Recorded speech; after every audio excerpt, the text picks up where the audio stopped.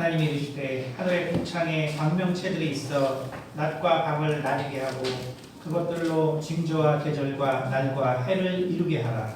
또 광명제들이 하늘의 궁창에 있어 땅을 비추하시니 그대로 이르리라. 하나님이 두 큰 광명체를 만드사 큰 광명체로 낮을 주관하게 하시고 작은 광명체로 밤을 주관하게 하시며 또 별들을 만드시고 하나님이 그것들을 하늘의 궁창에 두어 땅을 비추게 하시며 낮과 밤을 주관하게 하시고 빛과 어둠을 나누게 하시니 하나님이 보시기에 좋았더라. 저녁에도 아침이 이르는 되리라. 아멘. 은혜가 많으신 아버지 감사합니다. 우리가 참으로 시간의 의미를 생각해보며 또한 우리가 영적 존재라는 것이 무엇인가를 또한 생각해볼 수 있는 시간이 될 수 있도록 도와주시옵소서. 한 성령으로 말하고 듣는 시간이 되기 원합니다. 감사드리며 살아계신 우리 예수 그리스도 받도록 기도드렸습니다. 네. 오늘은 영과 시간 두 번째 시간입니다. 우리가 이제 수련회 8월 마지막에 수련회는 이제 우리가 이제 시간과 영에 관계된 그 두 번째 수련회이기 때문에 그 당시에 이제 우리가 시간이 이제 많이 없어서 그럼 그렇게 배우기에 어떻게 신유에 적용되냐 사실 그건 이제 하나도 못했거든요. 이번 여름에는 이제 그 부분을 하니까요. 저기 동영상을 보면은 저희가 그 지난 겨울 수련회 때 한 게 나옵니다. 그러니까 그거를 좀 보시고 좀 그 개념을 가지고 여름 수련회 참석하시면은 신유라는 것이 이제 이렇게 일어나는구나라는 것을 여러분이 좀 이해하시는데 이제 도움이 될 거고요. 뭐 어쨌든 우리 김성희 지사님이 말한 것처럼 이게 이제 제가 항상 이제 강조하는 게 뭐냐면 이제 요즘은 이제 우리가 인터넷이 오픈된 세상이잖아요. 그러니까 여러분이 좋은 설교를 많은 곳에서 들을 수 있습니다. 그래서 저는 이제 적극 권장해요. 아시겠지만 많은 좋은 설교를 들으시고 저희 교회는 이제 신유 사역을 하니까 특별히 저는 이제 거기에 이제 집중해서 거기에 이제 도움이 되는 이제 그런 내용을 진행하거든요. 그러니까 여러분이 당장에는 당연히 이제 이해가 안 되실 텐데 근데 이제 그게 필요한 순간이 되면 도움이 됩니다. 제가 이제 이번에 최근에 느낀 게 뭐냐면 우리 장국현 집사님께서 손이 아프셔가지고 기도를 정말 저희 교회 다닌 지가 5년? 그쵸 6년 되셨나요? 됐는데 한 번도 저한테 기도해달라고 한 적이 없어요.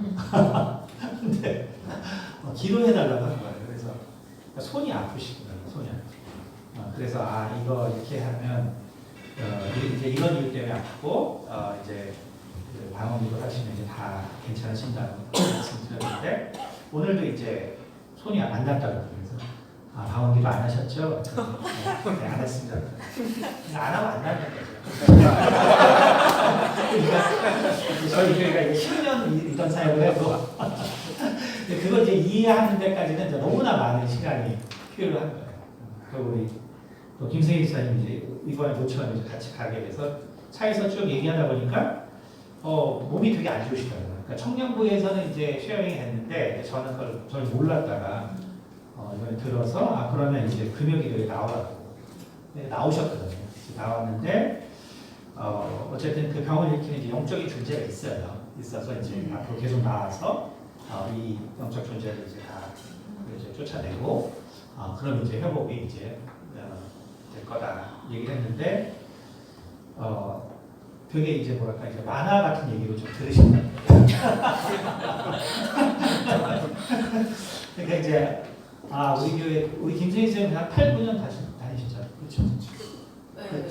띄엄띄엄. 그래서 띄엄띄엄이지만 8, 9년 되셨는데 이게 정말 나의 문제가 되지 않으면 이 내용은 되게 이해하기가 어려워요. 하지만 이제 이게 나의 문제가 되면 그러면 이제 이걸 해결해야 되기 때문에 그때는 도움이 됩니다. 그러니까 지금은 도움이 안 돼도 언젠가 여러분이 이 문제를 해결해야 되는데 그걸 어떻게 해결해야 될까에 고민이 생기실 때 반드시 도움이 돼요. 이 설교들이. 그러니까 그때 이제 꼭 참고를 하셔야 되고 지금은 그래서 이제 우리 성도님들이 어려운 설교가 되겠지만 언젠가는 되게 도움이 됩니다. 네, 오늘 연구할 시간 두 번째인데, 우리가 이 14절은 이제 넷째 날에 건드린 것이죠. 넷째 날에 건드린 건데, 이때 보면은 하나님이 이르시되 하늘의 궁창에 광명체들이 있어 낮과 밤을 나뉘게 하고 그것들로 징조와 계절과 날과 해를 이루게 하라. 자, 이렇게 말씀하셨습니다. 그러니까 이것이 결국은 우리가 지난 시간에 말한 것처럼 결국은 성경에서 말하는 시간이라는 것은 뭐냐면 그것은 사실은 빛이 비추는 곳이에요. 그래서 우리가 그냥 시간이 뭐냐라고 할 때 서양이나 동양의 그 사람들과 또 이러한 그 많은 의견들이 있는데 사실은 하나도 그 이제 우리가 지금 현재 생각하는 그런 시간의 개념을 그 고대인들은 갖고 있지 않았어요. 고대인들은 더 본질적으로 생각을 했고 그 본질적인 생각들이 사실은 이 창세기에 있는 1장의 생각, 이 기록과 거의 비슷합니다. 그러니까 오늘날처럼 그 시간에 대한 개념이 이제 지금은 없는 세대인데 과거에는 이제 우리 눈으로 볼 수 있는 것들이 제한되어 있기 때문에 결국 이 세상의 본질에 대해서 그 사람들이 생각을 한 거죠. 그렇죠? 생각을 했는데 물론 우리가 진화론으로 인간이 발달했다고 생각하면 과거의 사람들이 되게 무식하겠지만 그러나 우리가 창조론을 가지고 우리가 이 세상을 우리가 이해한다면 그렇다면 과거의 사람들은 어때요? 우리보다 더 똑똑하죠. 그렇죠? 과거의 사람들은 우리보다 더 똑똑하겠죠. 왜냐하면 아담의 그 뛰어난 이 지적 능력을 이제 계속 물려받으면서 또 뭐 900년씩 살았기 때문에 우리보다 훨씬 더 지적인 능력이 뛰어났을 거예요. 그렇죠? 그러니까 우리가 진화론적 관점에서 보면은 오늘날 사람들이 뭔가를 더 많이 하는 것 같지만 그러나 우리가 창조론적 관점에 보면 과거의 사람들은 정말 본질적인 걸 더 생각했구나라는 것을 알 수가 있고 그런 것들이 바로 이제 성경에 나와 있기 때문에 우리가 시간의 개념은 원래 이제 이런 것이구나라고 생각할 때 바로 성경을 우리가 창세기를 이해하는 훨씬 많이 도움이 되는 것이죠. 그래서 우리가 시간이라는 것은 그렇기 때문에 기본적으로 지난 그 시간의 설교가 뭐냐면 결국은 하나님께서 빛을 비추시고 그리고 빛이 비춘 곳을 낮이라고 했고요. 그러면서 결국은 밤과 낮이 지나면서 하루가 되었다라고 했기 때문에 결국 고대 그래서 원래 이 성경에 나오는 시간의 개념이라는 것은 그래서 빛이라는 것으로 표현이 되고 그러면 빛이라는 것은 뭐를 해주냐면 모든 물질이 움직일 수 있는 에너지를 제공해 주죠. 그러니까 다시 말해서 우리가 빛이 없으면 변화되는 게 없어요. 그리고 빛이 없으면 모든 것들은 그냥 공간 속에서 정지된 상태입니다. 그러나 빛이 있음으로써 모든 것들이 결국은 에너지를 얻게 되고 그래서 변화하게 되는 것이죠. 그래서 결국은 빛이 있어야 변화가 있고 변화가 있어야 결국은 시간이라는 것이 존재하는 거예요. 그것을 우리가 이해하는 것이 중요합니다. 그런데 이제 이 창세기 1장의 그 첫째 날부터 셋째 날까지 나온 이 빛은 그러나 사실은 또 이 흑암이라는 상태. 흑암이라는 상태는 뭐냐면 그 1장 2절에 뭐냐면 땅이 혼돈하다 그래요. 땅이 혼돈하다.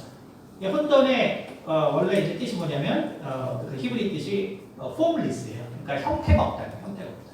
그러니까 땅이 없다는 거예요. 아직. 땅이 아직 없다. 땅이 없고 그 다음에 공허 비어있고 그 다음에 흑암 그 빛이 없는 것이죠. 그러니까 결국은 이렇게 될 수 있는 건 뭐냐면은 우리가 현대 물리학에서 말하는 그 빅뱅의 상태인 것이죠. 그렇기 때문에 너무나 그 열이 한 점에 몰려있기 때문에 그렇기 때문에 모든 것들이 이제 형체가 없고 모든 것들이 다 파동으로 존재하는 상태를 말하는 것이죠. 그러니까 여기서 결국은 하나님이 빛이 있으라고 했고 빛이 있어서 결국 시간이라는 개념이 만들어진 게 이제 첫째 날이고 그러니까 둘째 날 하나님이 물 가운데 궁창이 있어 윗물과 아랫물로 나뉘게 하사 여기서 공간이 생겨요. 그래서 첫째 날에 결국 빛의 근원이 생기고 둘째 날에는 공간이 생겨요. 공간이 생기고 그래서 여기 보면 어떻게 되어 있어요? 9절에 보니까 하나님이 이르시되 천하의 물이 한 곳으로 모이고 묻이 드러나라 그랬어요. 그러니까 첫째 날에는 땅이 폼리스 형태가 없었어요. 형태가 없었는데 첫째 날 하나님이 이 땅이 혼돈하고 공허하며 흑암 가운데 빛이 있으라고 하시고 나서 둘째 날 공간이 확장되면서 우리가 아는 이제 이거 아비아베틱이라고 하는데 쉽게 말해서 이제 공간이 확장되면서 결국은 온도가 떨어지는 현상이죠. 그러니까 공간이 확장이 되면은 결국은 이제 모든 그 안에 있던 것들의 이제 온도가 떨어져요. 그러니까 온도가 떨어지면 어떻게 되냐면 그때부터 이제 형태를 갖기 시작하죠. 이제 그러면서 또 물리학적으로는 이제 이제 중력과 나머지 힘들이 이제 분리되고 그 다음에 이제 조금 더 온도가 내려가면 전자기력과 이제 강력 반응력이 분리가 돼요. 그러니까 온도가 떨어져야 이제 네 가지 그런 힘들이 다 분리가 됩니다. 그러면서 이제 우리가 아는 이런 물질의 형태들이 나타나죠. 그러니까 둘째 날은 그래서 바로 이제 이 포뮬리스였던 땅이 둘째 날 생기게 되는데 그것은 결국 공간의 확장으로 우주에 이제 열이 내려가면서 그러면서 결국은 이제 이 모든 만물들이 생기는 것을 볼 수 있습니다. 그리고 이제 재밌는 것은 셋째 날이 됐어요. 셋째 날이 됐는데 하나님이 뭐라 그랬냐면 여기 보면 이제 물이 한 곳에 모여서 그쵸? 그래서 묻이 드러났고 둘째 날 그 다음에 이제 이 물을 한 곳에 모이게 해서 이제 땅이라고 명명을 하시죠. 땅이라고 명명하는데 11절에 뭐냐면 하나님이 이르시되 땅은 풀과 씨 맺는 채소와 각기 종류대로 씨 가진 열매 맺는 나무를 내라 하시니. 그렇죠? 그러니까 이제 이게 결국은 우리가 이게 그 과학적으로 이게 진화론을 생각할 수밖에 없는 환경이 된다는 걸 알 수 있어요. 이게 결국 뭐냐면 하나님이 분명히 창조를 하셨는데 어떻게 창조하셨냐면 땅으로부터 이 모든 것들을 내라 그래요. 그러면 땅으로부터 내라 그랬으면 이게 무슨 말이에요? 하나님이 여기서 이제 이런 꽃을 만들어서 땅에다 심었다는 의미가 아니잖아요. 그렇죠? 아니고 땅으로부터 식물이 올라온 거잖아요. 그럼 땅으로부터 식물이 올라오려면 뭐가 있어야겠어요? 유전자가 있어야겠죠. 그렇죠? 그러니까 결국 씨앗이 있어야겠죠. 그렇죠? 그러니까 결국은 우리가 땅에서 결국 모든 그 만물의 그 유전자의 그 DNA가 있기 때문에 결국 하나님께서 그 물질을 가지고 그 결국 DNA가 C 형태로 분명히 존재했을 것이다. 혹은 그러한 상태로 결국은 모든 만물이 결국은 이제 풀과 씨 맺는 물질들이 생긴 거죠. 근데 이 셋째 날의 특징은 뭐냐면 아직은 태양과 달이 없는 상태예요. 태양과 달이 없는 상태. 그러니까 결국 뭐냐면은 우리가 이 태양과 달이 없는 상태에도 식물이 만들어질 수 있고 그리고 성장할 수가 있는 거죠. 하지만 그것이 이제 본격적으로 자라기 위해서는 결국은 이제 우리가 태양과 달이 필요한데 그것이 바로 이제 넷째 날. 근데 이제 이 넷째 날 결국 이제 시간의 개념이 더 정확하게 이제 나타나게 됩니다. 그래서 보면 14절 보니까 하나님이 이르시되 하늘의 궁창에 광명체들이 있어. 그렇죠? 그러니까 하늘의 궁창. 하늘의 궁창은 이제 우주를 말하죠. 그래서 이 퍼머넌트 이제 아주 이 궁이라는 게 뭐냐면 궁극이라는 한자잖아요. 궁극. 그러니까 끝이라는 소리예요. 그다음에 창은 뭐냐면 넓다는 거예요. 그래서 궁창은 뭐냐면 공간을 늘릴 수 있는 만큼 늘린 상태가 궁창입니다. 한자. 그러니까 가장 넓혀진 상태. 그러니까 하늘의 궁창이라는 것은 하늘이 넓혀질 만큼 넓혀졌다는 소리예요. 그러니까 여기에서 하나님이 여기다 오려면 광명체들이 있어. 그렇죠? 그럼 광명체들이 결국 뭐겠어요? 여기 히브리 말로 거기 밑에 나눠주 보면 발광체로도 설명이 된다 그랬죠. 그러니까 결국 광명체라는 것은 결국은 거대한 별들을 말합니다. 그래서 하나님께서 이제 결국 이제 이런 그 3일에 있던 우주적 현상을 통해서 이제 그 항성들이 이제 만들어지는 거죠. 항성들이 만들어지는데 이때 뭐냐면 광명체들이 있어 낮과 밤을 나뉘게 하고, 그렇죠? 그러니까 여기가 굉장히 이제 중요한 거예요. 아, 이게 그래서 하늘에 서 있는 그 시간의 개념과 그다음에 15절에 그 16절에 뭐예요? 하나님이 두 큰 광명체를 만들고 큰 광명체로 낮을 주관하게 하시고 작은 광명체로 밤을 주관하게 했죠. 그러니까 이게 뭐예요? 이게 결국 이제 16절에 태양과 달을 만드신 거예요. 그러니까 그 전에는 뭐예요? 우주의 항성을 만드세요. 항성을 만드시고 그리고 나중에 지구를 위해서는 태양과 달을 만드십니다. 그러면 이제 여기서 이제 중요한 게 뭐냐면 우리가 아는 시간의 개념은 바로 태양과 달에 의해서 얻어진 생각이에요. 그래서 태양이 뜨면 낮이고 이제 달이 뜨면 밤이다. 그래서 이제 하루가 지난다 이렇게 생각하잖아요. 그런데 원래 시간의 개념은 그게 아니라는 거죠. 어떻게 돼 있어요? 14절에 광명체들이 있어. 그쵸? 항성들이 있어요. 그럼 항성들은 어떻게 돼요? 빛을 내겠죠. 그쵸? 얘는 별이니까. 그럼 어때요? 빛이 비추는 곳은 낮이에요. 그쵸?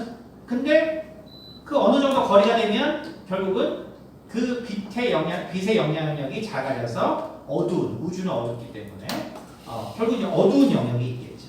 그쵸? 그러니까 다시 말하면 원래 우리가 이 시간의 개념을 보면 공간이 결국은 빛이 비추는 곳이 낮이고 빛이 안 비추는 곳이 밤 이렇게 되거든요.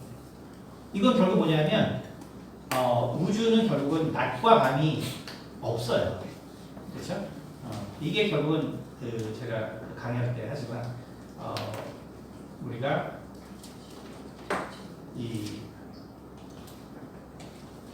그래서 우리가 우주에서 지금 이제 우주에서의 시간과 그리고 지구상에서의 시간은 본질적으로 다르다. 그거를 우선 아셔야 합니다. 그러니까 우리는 그래서 낮과 밤이 돼야 이게 시간이 되는데 우주는 그게 아니라 밝은 부분은 결국 낮이고 어두운 부분은 밤이고. 그러니까 지구의 시간과 우주의 시간은 완전히 다르죠. 그렇다면은 우리는 이제 생각할 수 있잖아요. 그러면은 그거는 그럼 어떻게 하루가 되지? 그쵸? 그러니까 밝은 부분이 있고 어두운 부분은 항상 그렇게 있을 것 같은데 그럼 거기에서 어떻게 시간이라는 개념이 생기지? 우리는 생각할 수 있죠. 근데 결국 우리가 우주라는 거를 결국 보면 별이라는 것들이 계속적으로 어때요? 얘도 똑같이 생기고 그 다음에 크고 그 다음에 쇠하고 몇하고 생장 쇠멸의 과정을 다 거치거든요. 그러니까 결국은 별들의 상태에 따라서 그 시간이 그렇게 변화하겠구나를 알 수 있는 거예요. 그러니까 지구처럼 태양과 달로서 시간을 아는 것이 아니라 우주에서는 결국은 별의 생장 소멸에 따라서 시간이라는 것이 바뀌게 됩니다. 그래서 여러분이 성경에서 말하는 시간 생각할 때는 이게 지구상에서 얘기하는 그 시간과는 매우 다른 개념으로 성경이 이미 시간에 대해서 얘기하고 있는 거예요. 그러면서 뭐라고 해요? 그것들로 징조와 계절과 날과 해를 이루게 했죠. 그럼 한번 보세요. 아니 별이 있는데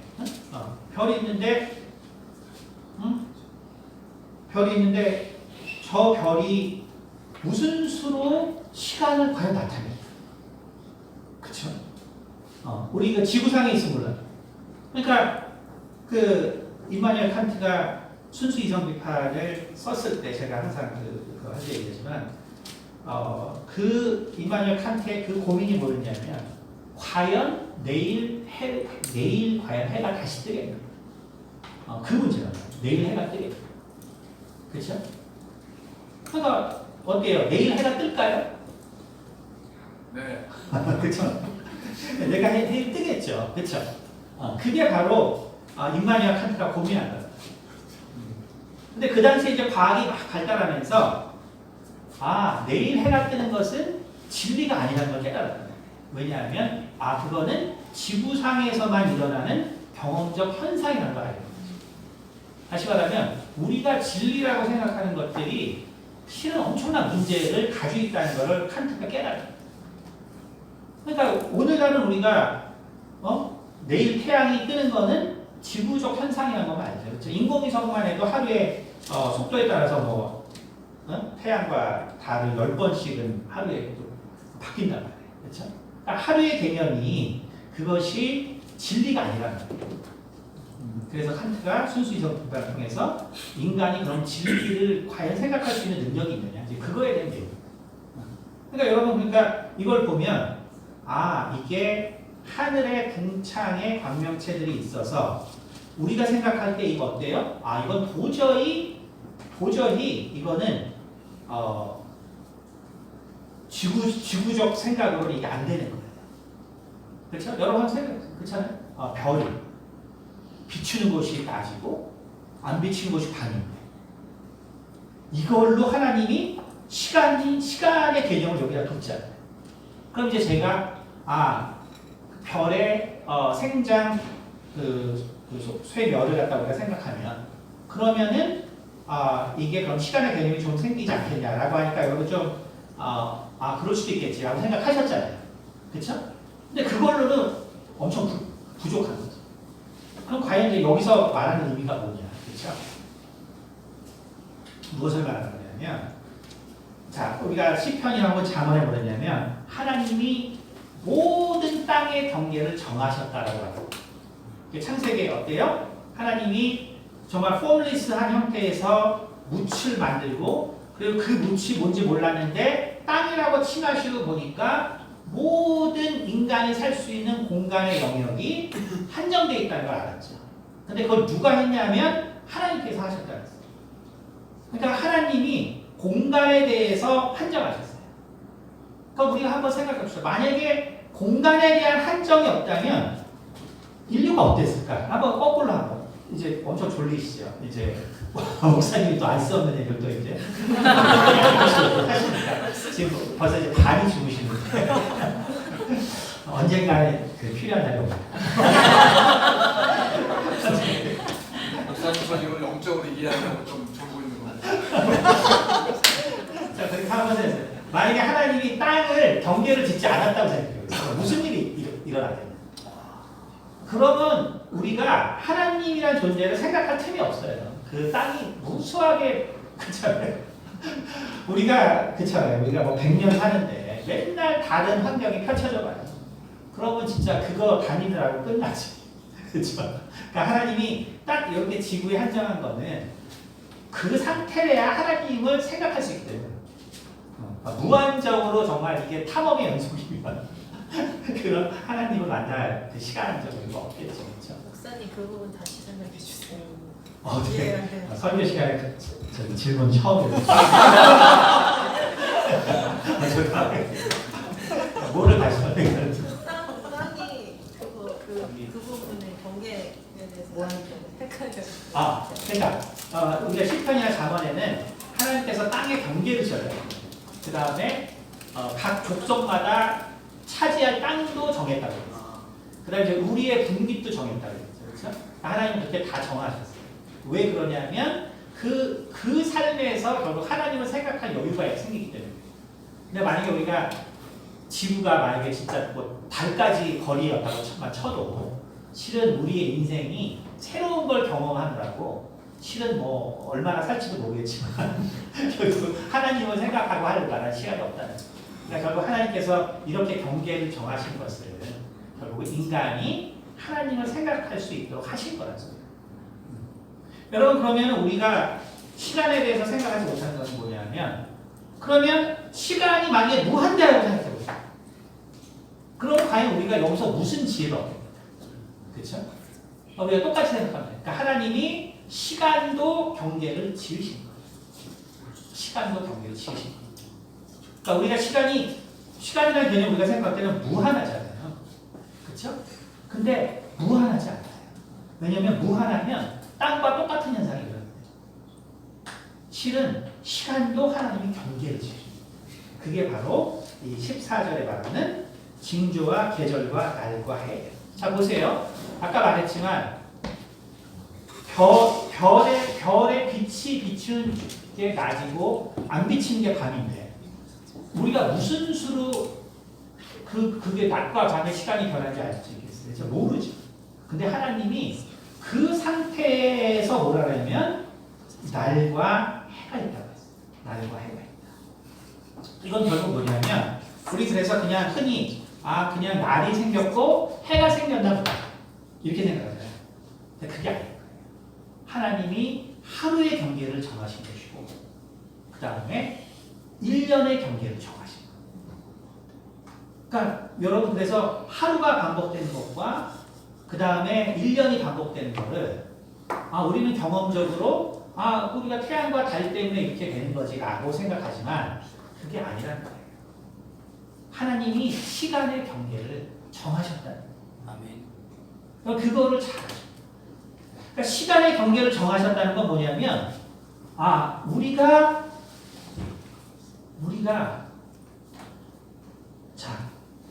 자 보세요.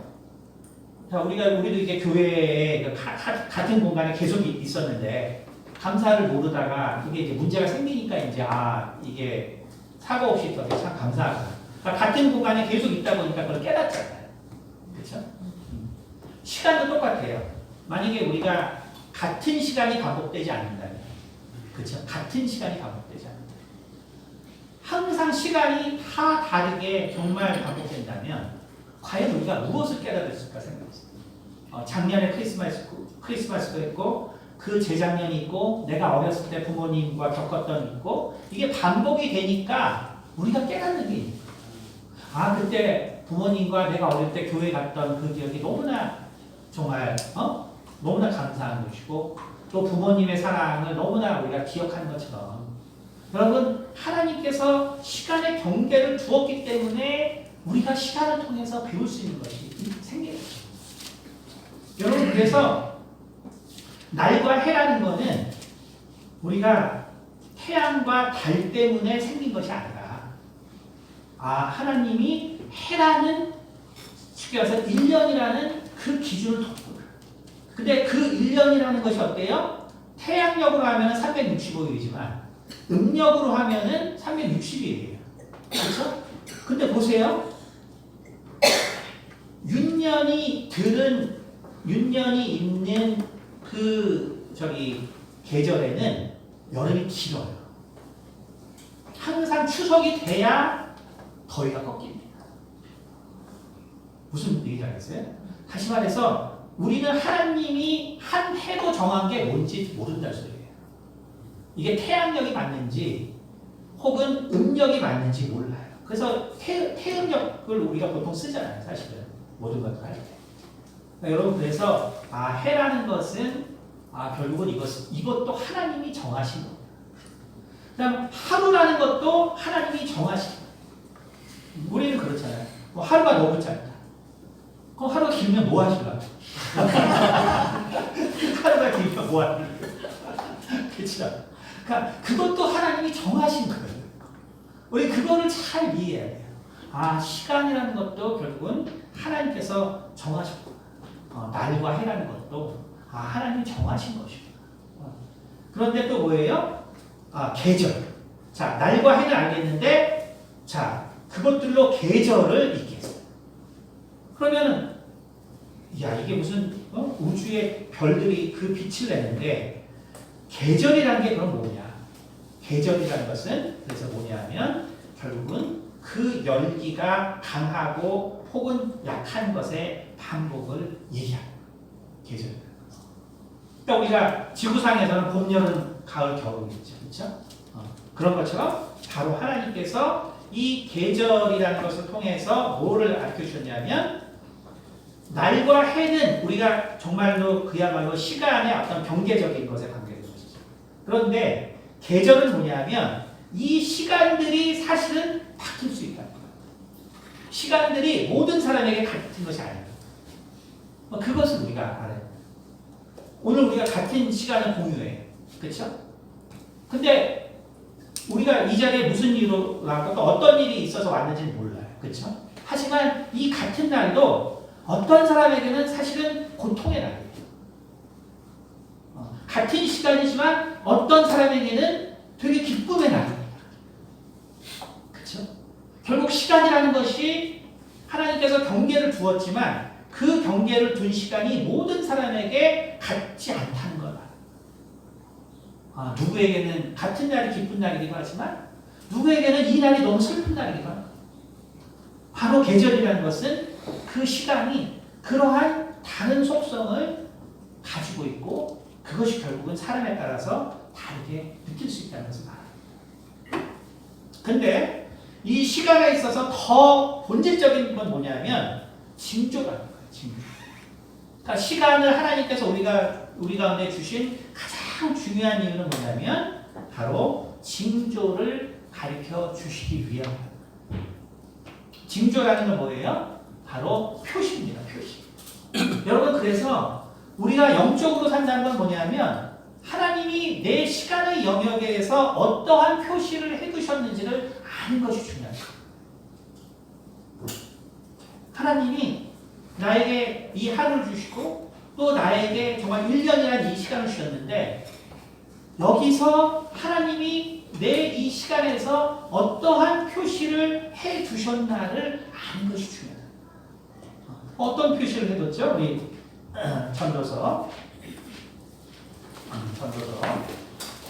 우리가 3장에 가면 3장 1절입니다. 범사에 기한이 있고 천하만사가 다 때가 있나니 날 때가 있고 죽을 때가 있으며 심을 때가 있고 심은 것을 뽑을 때가 있으며 죽일 때가 있고 치료할 때가 있으며 헐 때가 있고 세울 때가 있으며 울 때가 있고 웃을 때가 있으며 슬퍼할 때가 있고 춤을 출 때가 있으며 돌을 던져버릴 때가 있고 돌을 거둘 때가 있으며 안을 때가 있고 안는 일을 멀리할 때가 있으며 찾을 때가 있고 잃을 때가 있으며 지킬 때가 있고 버릴 때가 있으며 찢을 때가 있고 꿰맬 때가 있으며 잠잠할 때가 있고 말할 때가 있으며 사랑할 때가 있고 미워할 때가 있으며 전쟁할 때가 있고 평화할 때가 있느니라. 여러분 모든 것은 다 사인이 있는 거예요. 근데 가장 단순한 사인은 뭐냐면 내가 고통이 있으면 뭐가 있다는 거예요? 반드시 기쁜 날이 있다. 그걸 아는 것이 되게 중요해요. 그러니까 우리가 가장 기본적인 사인은 뭐냐면 내가 눈물 흘릴 날이 있으면 반드시 웃을 날이 있다는 거예요. 가장 기본적인 사인은 여러분 그거예요. 내가 지금 고난을 당하고 있다면 반드시 나에게도 희락이 있을 날이 있다는 거예요. 내가 정말 누군가 죽는 것을 본다면 반드시 또 소생하는 자를 볼 때가 있는 것이고 내가 병든 날이 있다면 반드시 또한 치료할 날이 있다. 우리가 그것을 인간이 시간이 무한되면 그걸 경험할 수 없고 깨달을 수 없기 때문에 하나님께서 시간의 경계를 주신 거예요. 우리가 그걸 모른다면 우리가 무슨 수로 아이가 10달 후에 태어날 걸 알겠어요. 같은 시간이 반복되기 때문에 하나님이 시간의 경계를 두셨기 때문에 우리는 우리의 시간이 반복되는 것을 통해서 지혜를 얻게 되는 거예요. 그래서 우리가 어떻게 살아야 할지를 알게 되는 거예요. 여러분 우리는 하나님의 사인이라는 것이 정말 뭐 아주 어렵고 힘든 데 있는 것이 아니라 기본적으로 우리의 삶 가운데 사실은 아주 간단하게 주어졌다. 그것을 우리가 알아야 합니다. 여러분 우리가 이것을 우리가 생각한다면 우리가 한번 창세기 2장에 볼게요. 창세기 2장 7절에 10월부터 한번 보겠습니다. 여호와 하나님이 그 사람을 이끌어 에덴 동산에 두어 그것을 경작하며 지키게 하시고 여호와 하나님이 그 사람에게 명하여 이르시고 동산 각종 나무의 열매는 내가 임의로 먹되 선악을 알게 하는 나무의 열매는 먹지 말라. 내가 먹는 날에는 반드시 죽으리라 하십니다. 자, 이렇게 되어 있죠? 자, 하나님이 에덴이라는 정말 아담에게 땅의 경계를 두셨어요. 땅의 경계를 두셨어요. 땅의 경계를 두셨는데 이 땅에 지금 뭐가 있냐면은 바로 선악과라는 나무가 있어요. 그리고 그 나무에는 그 열매가 있습니다. 그럼 이게 뭐예요? 우리가 정말 이 땅에는 좋은 것도 있지만 우리가 정말 취해서는 안 될 것이 함께 있어요. 그렇죠? 그러니까 우리가 취해야 하는 것이지만 취하지 말아야 할 것도 있죠. 그렇죠? 그런데 하나님이 뭐라 했냐면 선악을 알게 하는 나무의 열매는 먹지 말라. 내가 먹는 날에는 반드시 죽으라. 그러니까 뭐라 했냐면 내가 먹으면 반드시 죽으리라 라고 하지 않았고 뭐였어요? 내가 먹는 날에는 이라고 했어요. 먹는 날에. 그렇죠? 그럼 결국 뭘 말하는 거예요? 결국 하나님께서 시간도 한정하고 계심을 알 수 있어요. 시간도 한정. 왜냐하면 이 날이라는 게 뭐냐면 영어로는 더 데이라고 되어 있어요. 그리고 히브리 말로도 관사가 붙어 있는 말이에요. 이건 뭐냐면 내가 먹는 어떤 날이라는 게 아니에요. 반드시 먹는 어떤 날이 있는 거예요. 반드시 먹는 날이 존재합니다. 반드시 먹는 날. 반드시 먹는 날. 그럼 반드시 먹는 날이라는 것은 무엇을 말하는 거예요? 바로 그것이 뭐냐면 인간이 가지고 있는 그 본질적인 연약함을 말하는 것입니다. 인간이 가지고 있는 본질적인. 그럼 이게 무슨 말이냐면 자, 우리가 봅시다. 자, 땅에 있는데 여기는 이 나무는 반드시 이거는 절대로 먹으면 안 된다는 걸 우리가 느끼죠. 그렇죠, 느껴요. 그래서 우리가 공간적으로는 이것을 이제 피할 수 있습니다. 그런데 시간적으로는 언젠가는 우리가 그거를 먹는 날이 반드시 존재합니다. 시간적으로는 언젠가는 우리가 그것을 먹을 날이 반드시 존재한다. 그러면 그건 왜 먹냐면 이미 성경에 있는 것처럼 거기에는 정말 옛뱀, 곧 사단이 있죠. 그렇죠? 이미 옛뱀, 가장 간교하고 가장 지혜로운 사단이 있단 말이에요. 그러니까 인간은 그 존재 때문에 하나님이 그 에덴 동산을 지키라고 해요. 그래서 애초에 주신 명예 지키는 거예요. 근데 그 뱀은 간교하고 곧 옛뱀, 곧 사단이기 때문에 예수님 말한 것처럼 반드시 인간이 결국 범죄하는 날이 존재합니다.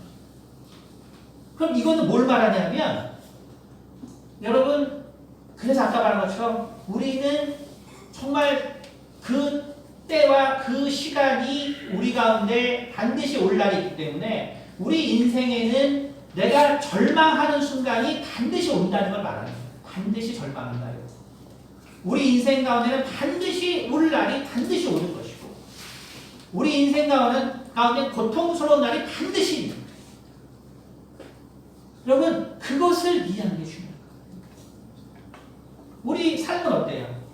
나는 고통스러운 날이 있기 원하지 않고 나는 슬픈 날이 있기 원하지 않고 나는 두려운 날이 있기 원하지 않잖아요. 사실 우리가 그것 때문에 사실 여기 나왔잖아요. 그렇죠?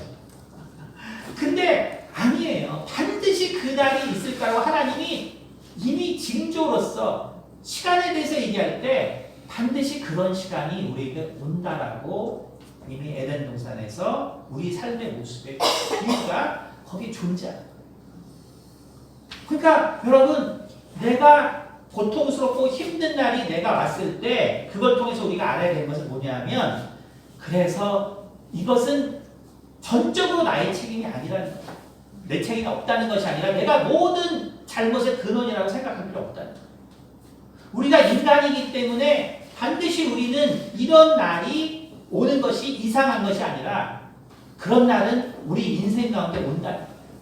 하지만 그런 날이 왔을 때 성경이 말하는 건 뭐예요? 해결책이 있다는 거예요. 해결책. 해결책이 뭘까요? 볼까요? 우리 로마서 5장 6절. 오늘 김태준 강사님 5절 설교할 때 이 구절을 딱 말씀해 주는데 한번 볼까요? 5절 6절. 한번 읽어볼까요? 함께. 우리가 아직 연약할 때 기약대로 그리스도께서 경건하지 않은 자를 위하여 죽으셨도다. 자, 이게 영어로 읽어야 더 이게 딱 그 위치가 때라는 위치가 딱 맞는데 어쨌든 이 때라는 것이 뭐냐면 헬라어로는 카이로스, 우리가 잘 아는 카이로스라는 걸 썼어요. 카이로스. 근데 이 카이로스에 여러 가지 뜻이 있지만 카이로스의 여기서의 뜻은 뭐냐면 가장 최고, 하지만 가장 최고이면서 그래서 이게 또 카이로스도 카라라는 말에서 왔기 가장 위라는 점. 가장 위, 가장 최고에서 가장 즉각적으로 가장 필요한 때란 말이에요. 여러분 이게 무슨 말이에요? 우리가 아직 연약한 때. 아담이 선악과를 먹었을 때 어떻게 된 거예요? 기약대로 그리스도께서 아담을 위해서 죽으신 거예요. 여러분 그것을 우리가 아는 것이 중요해요. 나한테 왜 이 고통이 있지? 나한테 왜 어려움이 있지? 나한테 왜 눈물이 나지? 왜 이렇게 나는 슬프지? 나는 왜 이렇게 괴롭지? 그런데 바로 그때 그 순간에 예수님께서 나를 위해서 피 흘려 주셨다는 그 사실을 기억하라는 것입니다. 여러분 아담이 정말 이 선악과를 먹었을 때 하나님이 어떻게 했습니까? 즉각적으로 바로 생명나무의 실과를 먹지 못하도록 하나님께서 불도는 화영검으로 그 길을 막으십니다. 그거는 여러분이 이 선악과에 관한 설교 있으니까 이제 그걸 들어보세요. 그럼 이제 왜 그것이 중요한가 알 수 있죠. 다시 말하면 하나님이 즉각적으로 이 일을 하신 거예요. 즉각적으로. 아담이 구원받을 수 있도록 하나님이 즉각적으로 생명나무의 실과의 길을 막으시고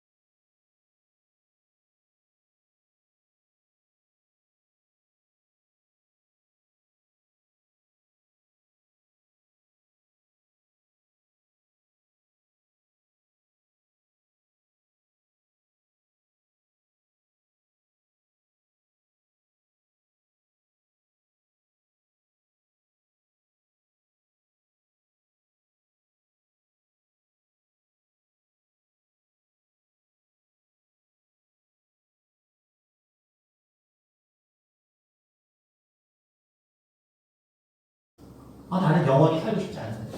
다 그러잖아요.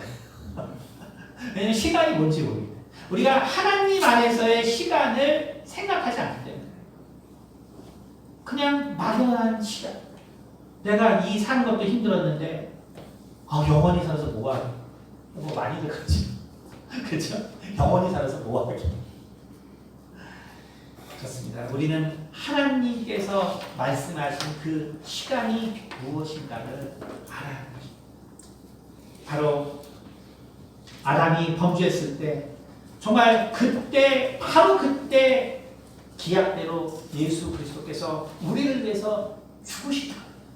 여러분 그것이 말하는 것이 무엇이냐면 우리는 예수 그리스도를 통해서 이러한 고통의 때를 정말 더 쉽게 극복할 수 있다는 것입니다. 여러분 하나님은요 우리 교회가 아니더라도 세상 많은 곳에서 기적이 있어요. 아시겠죠? 우리 교회가 아니더라도 교회 바깥에서도 바로 교회처럼은 많이 없지만 그런 이적이 있어요. 왜냐하면 하나님이 모든 사람을 사랑하기 때문에. 그래서 그 모든 사람에게 고통의 때가 있으면 반드시 즐거울 때가 있는 것을 그들에게도 주셨어요. 그러면 우리는 무엇이 다르냐? 우리는 무엇이 다르냐 하면 바로 예수 그리스도께서 이 고통의 순간에 즉각적으로 우리를 위해 하셔서 그 피를 흘려주셨기 때문에 우리는 주님과 함께 있을 때 그 고통의 날들, 고통의 마음들을 우리는 위로받으면서 더 쉽게 극복할 수 있다는 거예요. 여러분 그것이 차이입니다. 이것이 무슨 차이를 만드냐면 그래서 세상에서는 바로 이 아주 긍정적인 사람들만 이 고통과 고난을 이길 수 있어요. 많은 사람들은 이 고통을 당할 때 결국 절망하게 되고 거기서 포기하게 되고 결국 인생을 마감하게 됩니다. 하지만 우리는 내가 어떤 성격을 갖고 그것이 중요한 것이 아니에요. 바로 예수 그리스도께서 나의 연약한 그때의 나를 위해서 함께 해주시기 때문에 내가 이 고통과 아픔을 내가 정말 훨씬 넉넉하게 그리고 담대하게 그리고 그것을 회복해서 어때요? 우리가 영혼들을 구할 수 있는 하나님의 일에 참여합니다. 오늘 우리 정영택 선교사님 오셨잖아요. 그렇죠? 27년간 스리랑카에서 복음을 증거하셨죠. 한번 생각해보세요. 우리가 하나님의 일을 하지 않는 27년 된 사람의 인생이 어떨까 한번 생각해보세요. 인생이 잘 안 풀려서 어떻게 되겠습니까? 지금 노숙자가 있을까요? 그렇죠? 한번 생각해보세요. 근데 그 20년 동안 우리 선교사님은 힘든 일이 없었을까요? 어떻게 그 일을 계속 할 수 있을까요? 그리스도께서 함께 하시기 때문에. 그리스도께서 함께 하시기 때문에. 여러분 지금 마음이 힘들고 괴롭고 어둡죠? 그렇죠? 내가 이것을 무슨 수로 극복할 수 있을까요? 바로 그리스도께서 함께 하시면 극복할 수 있습니다. 아멘. 함께 하면 내가 정말 이 세상 사람들에게 베푸신 은혜처럼 네가 고통의 날에 있으니까 기쁨의 날에 반드시 있을 거야. 근데 그게 5년 걸릴지 10년 걸릴지 아무도 모르죠. 그러나 그리스도와 함께하면 정말 그 날이 가능합니다. 요한계시록에 있는 것처럼 그 날이 길면 모두가 망하기 때문에 결국 정말 하나님께 이 날들이 감하게 하소서라고 정말 그 장로들이 기도한단 말이에요. 그 날이 감해졌기 때문에 이 계시록 마지막 심판에 살아남는 사람들이 생기는 거예요. 우리의 고통을 누가 감해주냐 하면 오늘도 하나님 우편에서 우리를 위해서 눈물로 기도하시는 예수님께서 감해주시는 거예요. 그래서 우리가 매년의 삶에 이 세상 사람과 다르게 여전히 우리가 실망하지 아니하고 하나님의 일을 할 수가 있는 것입니다. 그것이 여러분 마음 가운데 충만하시길 바라고 그 은혜가 여러분 가운데 정말 충만하시길 바랍니다. 네. 여러분 지금의 정말 어둡고 두렵고 정말 괴로운 생각들을 여러분 있는 방법은 나를 위해서 내가 이 범죄의 순간에 나를 위해서 즉각적으로 피를 흘려주신 주님의 은혜가 여러분 가운데 있기 때문이에요. 그것을 인정하셔야 돼요. 그것이 있을 때 여러분은 정말 하나님께서 주시는 이 시간의 의미를 아는 것이고 그 시간의 의미를 우리가 알 때 우리는 미래에 대한 두려움이 없어지는 거예요. 왜냐하면 주님께서 내 인생의 중요한 때 하나님께서 그 길을 온전하게 인도하실 그 지혜를 우리 가운데 주실 것이기 때문입니다. 기도하겠습니다. 은혜가 많으신 아버지 감사합니다. 우리가 참으로 시간이라는 것이 무엇인가를 우리가 다시 한번 생각해 봅니다.